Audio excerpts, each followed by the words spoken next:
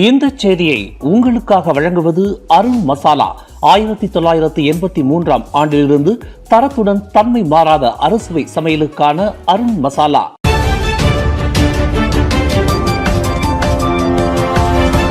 வணக்கம். திசைகளின் ஒரு மணி செய்திகள். விறுவிறுப்பாகும் ஜொஹூர் தேர்தல் களம். தாமான் தம்போய் இண்டாவில் இன்று இந்திய சமூகத்தினரை சந்திக்கிறார் அன்வார். வரும் ஜூலை 11 நடைபெறவுள்ள ஜொஹூர் மாநில தேர்தலை முன்னிட்டு பக்கத்தான் ஹரப்பான் தலைவரும் பிரதமருமான டத்தோசரி அன்வார் இப்ராஹிம் இன்று அம்மாநிலம் முழுவதும் நடைபெறும் பல்வேறு பிரச்சார நிகழ்ச்சிகளில் பங்கேற்கிறார். அவற்றில் முக்கியமாக தமான் தம்போய் இண்டாவில் நடைபெறும் பிரதமருடனான இந்திய கலாச்சார இரவு என்ற தலைப்பிலான நிகழ்ச்சியில் கலந்து கொண்டு இந்திய சமூகத்தினரை சந்தித்து அவர்களின் ஆதரவை பெறவுள்ளார். முதற்கட்டமாக பிற்பகல் 3:30 மணியளவில் கூலாயில் உள்ள தமான் டிராபிகாவில் நடைபெறும் கிதா கேங் மடானி அனாமுடா புக்கிட் பத்து நிகழ்ச்சியில் வாக்காளர்களை சந்தித்து தனது பிரச்சாரத்தை தொடங்குகிறார். அதனைத் தொடர்ந்து 4:50 மணியளவில் ஜொஹூர் பாருவில் உள்ள தங்கும் விடுதி ஒன்றில் சமூக தலைவர்களுடன் தேநீர் விருந்தில் பங்கேற்று அங்கு பல்வேறு தரப்பினரையும் சந்திக்கிறார். மேலும் மாலை 6 மணியளவில் தம்போய் தமான் முள்ளூர் பகுதியில் நடைபெறும் கம்பாரா இன்ஸ்பிராசி பெலியா அக்கார் உம்பி இளைஞர் நிகழ்ச்சியில் கலந்து கொள்கிறார். அதன் பின்னர் 7:45 மணியளவில் தமான் தம்போய் இண்டாவில் இந்தியர்களுடனான கலாச்சார நிகழ்ச்சியில் பங்கேற்கிறார். அதன் பின்னர் இரவு 8:35 மணியளவில் சீன சமூகத்தினருடன் இரவு விருந்திலும் 9:30 மணியளவில் ஃபெல்டா உலுத்தப்ரா மண்டபத்தில் நடைபெறும் ஜொஹூர் இளைஞர் கலந்துரையாடல் நிகழ்ச்சியிலும் பங்கேற்கிறார். இறுதியாக இரவு 10:45 மணியளவில் கம்பாஸில் உள்ள செம்பாக்கா உணவக வளாகத்தில் நடைபெறும் மாலாம் அனாமுட கம்பாஸ் நிகழ்ச்சியுடன் இன்றைய தேர்தல் பிரச்சாரத்தை நிறைவு செய்கிறார். வேட்பாளரான டாக்டர் மஸ்லி மலே, முன்னாள் அமைச்சரும் அம்னோ இளைஞர் பிரிவு முன்னாள் தலைவருமான கைரி ஜமாலுடன் பழைய அரசியலில் சிக்கியுள்ளார் என்று விமர்சித்துள்ளார். ஜொஹூர் பரிசான் நேஷனல் தலைவர் டத்தோ ஒன் ஹாஃபிஸ் காசியுடன் நேருக்கு நேர் விவாதிக்க வேண்டும் என்றால் பக்கத்தான் ஹரப்பான் முதலில் மந்திரி பசார் வேட்பாளரை அறிவிக்க வேண்டும் என்று கைரி கூறியிருந்ததற்கு பதிலடி கொடுக்கும் விதமாக அவர் இதனை தெரிவித்துள்ளார். புத்ரிவங்சா தொகுதியில் போட்டியிடும் மஸ்லி கைரியின் கருத்து தனக்கு ஆச்சரியத்தை ஏற்படுத்தியதாகவும் இளம் வாக்காளர்கள் அரசியல் தலைவர்களிடம் எதிர்பார்க்கும் மாற்றங்களை அவர் புரிந்து கொள்ளாமல் இருப்பதாகவும் குறிப்பிட்டுள்ளார். அதேவேளையில் முற்போக்கான சிந்தனை கொண்டவர் என்று தோன்றிய கைரி இன்னும் பழைய அரசியல் அணுகுமுறையிலேயே சிக்கியிருப்பார் என்று நான் எதிர்பார்க்கவில்லை என்றும் மஸ்லி தெரிவித்துள்ளார். அதேவேளையில் அவர் முன்னோக்கிய பார்வையுடன் இளைஞர்களின் எதிர்பார்ப்புகளை புரிந்து கொள்பவர் என்று தாம் நினைத்ததாகவும் மஸ்லி விவரித்துள்ளார். குறிப்பாக ஜென்சி இளைஞர்கள் பலரை அவர் தமது கருத்தால் ஏமாற்றம் அடைய செய்துள்ளார் என்று தாம் கருதுவதாக நேற்று வெள்ளிக்கிழமை இரவு இளைஞர்களுடனான கலந்துரையாடல் நிகழ்ச்சிக்கு பிறகு செய்தியாளர்களிடம் மஸ்லி தெரிவித்துள்ளார். கூட்டரசு அரசாங்கத்தில் பரிசான் நேஷனல் கூட்டணியின் நிலை சாண்ட்விச்சின் நடுவில் இருப்பதை போன்றது என்று துணை பிரதமரும் அம்னோ தலைவருமான டத்தோசரி அஹ்மத் ஜஹீத் ஹமிடி தெரிவித்துள்ளார். 15வது பொது தேர்தலுக்கு பிறகு எந்த கூட்டணிக்கும் தனித்து ஆட்சி அமைக்க தேவையான எளிய பெரும்பான்மை கிடைக்காததால் நாட்டின் அரசியல் நிலைத்தன்மையை உறுதி செய்யும் அவசியத்தின் அடிப்படையில் ஒற்றுமை அரசாங்கம் அமைக்கப்பட்டதாகவும் அவர் குறிப்பிட்டுள்ளார். பரிசான் நேஷனல் தலைவராக முன்பு அரசியல் எதிரிகளாக இருந்த கட்சிகளுடன் இணைந்து பணியாற்ற வேண்டிய பொறுப்பை தொழில்முறை அணுகுமுறையுடன் ஏற்றுக்கொண்டதையும் அவர் சுட்டிக்காட்டியுள்ளார். கூட்டரசு அரசாங்கத்தில் ஒருபுறம் பக்கத்தான் ஹரப்பான் தலைவர் டத்தோசரி அன்வார் இப்ராஹிமும் மறுபுறம் ஜாசேகா பொதுச் செயலாளர் ஆண்டனி லோக்கும் இருப்பதால் அவர்களுக்கு நடுவில் தாம் இருப்பதாக ஜஹீர் ஹமிடி தெரிவித்துள்ளார். மேலும் மக்களுக்கும் நாட்டிற்கும் நன்மை பயக்கும் வகையில் மாமன்னரின் ஆணையின் பேரிலேயே இந்த ஒற்றுமை அரசாங்கம் அமைக்கப்பட்டதாகவும் அவர் குறிப்பிட்டுள்ளார்.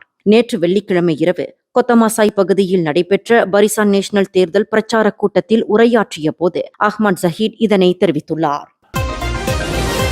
ஜொஹூர் மாநில தேர்தலை முன்னிட்டு பக்கத்தான் ஹரப்பான் கூட்டணி மந்திரி பசார் பதவிக்கான எந்த ஒரு அட்டைப்பட வேட்பாளரையும் அறிவிக்கவில்லை என்று அக்கூட்டணியின் புத்ரிவங்சா வேட்பாளர் மஸ்லி மலே தெரிவித்துள்ளார். ஜொஹூர் சுல்தானின் ஆட்சி அதிகாரத்துக்கு மரியாதை செலுத்தும் வகையிலேயே இந்த முடிவு எடுக்கப்பட்டதாக அவர் குறிப்பிட்டுள்ளார். மேலும் மாநில தேர்தல் முடிவுகள் வெளியாகும் முன்பே மந்திரி பசார் பதவிக்கான வேட்பாளரை அறிவிப்பது அவசியமில்லை என்றும் அந்த நியமன அதிகாரம் இறுதியில் ஜொஹூர் சுல்தானின் அதிகார வரம்பில் இருப்பதை பக்கத்தான் ஹரப்பான் முழுமையாக மதிப்பதாகவும் மஸ்லி மலே விளக்கமளித்துள்ளார்.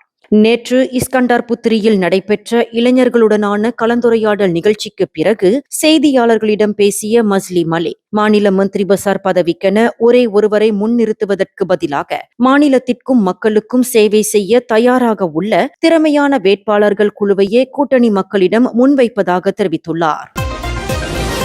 ஷா ஆலாமில் உள்ள PKNS வளாகத்தில் கடந்த வியாழக்கிழமை ஏற்பட்ட தீ விபத்துக்கு பிறகு தேவையான அனைத்து பாதுகாப்பு நடைமுறைகளும் பூர்த்தி செய்யப்பட்டதை தொடர்ந்து நேற்று முதல் மீண்டும் வழக்கம் போல் செயல்பட தொடங்கியுள்ளதாக ஸ்லாங்கூர் மாநில மேம்பாட்டுக் கழகமான PKNS தெரிவித்துள்ளது. பார்வையாளர்கள், வாடகைதாரர்கள் மற்றும் ஊழியர்களின் பாதுகாப்பை உறுதி செய்ய நிர்ணயிக்கப்பட்ட செயல்பாட்டு நடைமுறைகளின்படி உடனடி நடவடிக்கைகள் மேற்கொள்ளப்பட்டதாகவும் PKNS குறிப்பிட்டுள்ளது. இக்கட்டிடத்தில் ஸ்லாங்கூர் மாநில குடிநுழைவுத்துறை அலுவலகம் அமைந்துள்ளதால் பொதுமக்கள் அதிகம் பார்வையிடும் இடமாகும். இந்நிலையில் இவ்விபத்தில் யாருக்கும் உயிர் சேதமோ காயமோ ஏற்படவில்லை என்பதும் உறுதிப்படுத்தப்பட்டுள்ளது. இந்த சம்பவம் தொடர்பாக மேலதிக விசாரணைகள் தொடர்ந்து நடைபெற்று வருகின்றன. 15 வயதுடைய 2 கல்லூரி மாணவர்களுக்கு பாலியல் தொல்லை கொடுத்ததாக சந்தேகிக்கப்படும் ஊழியர் ஒருவரை போலீசார் தேடி வருகின்றனர். இதுகுறித்து ஷா ஆலம் மாவட்ட போலீஸ் தலைவர் சாருடின் சமா கூறுகையில், நேற்று அந்த 2 மாணவர்களிடம் இருந்தும் போலீஸ் புகார்கள் பெறப்பட்டதாக தெரிவித்துள்ளார். இருவரும் கிளென்மேரி பகுதியில் உள்ள ஒரு கல்லூரியில் பயிலும் மாணவர்கள் என்றும் குற்றச்சாட்டுக்குள்ளான நபர் அந்த கல்வி நிறுவனத்தின் ஊழியர் என நம்பப்படுவதாகவும் குறிப்பிட்டுள்ளார். முதல் மாணவர் கல்லூரி விடுதியின் கழிப்பறையில் தான் பாலியல் துன்புறுத்தலுக்கு உள்ளானதாக புகாரில் தெரிவித்துள்ளார். இரண்டாவது மாணவர் செக்ஷன் 18 பகுதியில் உள்ள சந்தேக நபரின் வீட்டில் அவர் தன்னை ஓரின புணர்ச்சிக்கு உட்படுத்தியதாக குற்றம் சாட்டியுள்ளார். இந்த 2 சம்பவங்கள் தொடர்பாக போலீசார் விசாரணையை தீவிரப்படுத்தியுள்ளதுடன் தலைமறைவாக உள்ள சந்தேக நபரை தேடி வருகின்றனர். கஞ்சா செடிகளை வளர்த்ததோடு அதனை கடத்தியதாக குற்றம் சாட்டப்பட்ட வழக்கில் சிங்கப்பூரை சேர்ந்த தந்தையையும் அவரது 2 மகன்களையும் ஷா ஆலம் உயர் நீதிமன்றம் நேற்று அக்குற்றச்சாட்டுகளில் இருந்து விடுவித்து விடுதலை செய்தது. அவர்களுக்கு எதிரான குற்றச்சாட்டுகளை நிரூபிக்கும் வகையில் அரசு தரப்பு முதற்கட்ட ஆதாரங்களை முன்வைக்க தவறியதாக கூறி நீதிபதி அஸ்லாம் ஜைனுடின் இத்தீர்ப்பை வழங்கியுள்ளார். விடுதலை செய்யப்பட்டவர்கள் 63 வயதான ஏனியல் செப்னானி மற்றும் அவரது மகன்களான 38 வயதான நேதன் செப்னானி, 35 வயதான சேடந்த் செப்னானி ஆகியோர் ஆவர். அச்சக தொழிலில் ஈடுபட்டு வந்த மூவரும் கடந்த 2021ஆம் ஆண்டு மார்ச் 25ஆம் தேதி கைது செய்யப்பட்டதிலிருந்து நீதிமன்ற காவலில் வைக்கப்பட்டிருந்த நிலையில் 5 ஆண்டுகளுக்கு முன்பு 300 கிராமுக்கும் அதிகமான கஞ்சாவை கடத்தியதுடன் கஞ்சா செடிகளை வளர்த்ததாக அவர்கள் மீது குற்றச்சாட்டுகள் சுமத்தப்பட்டிருந்தது குறிப்பிடத்தக்கது. இந்த செய்தியை உங்களுக்காக வழங்கியது அருண் மசாலா. 1983ஆம் ஆண்டிலிருந்து தரத்துடன் தன்மை மாறாத அறுசுவை சமையலுக்கு அருண் மசாலா. மேலும் செய்திகளை தெரிந்து கொள்ள கீழே இருக்கும் பெல் பட்டனை அழுத்துங்கள். உங்கள் மகிழ்ச்சியை வெளிப்படுத்த லைக் மற்றும் ஷேர் செய்யுங்கள். தொடர்ந்து திசைகளோடு இணைந்திருக்க சப்ஸ்கிரைப் செய்யுங்கள்.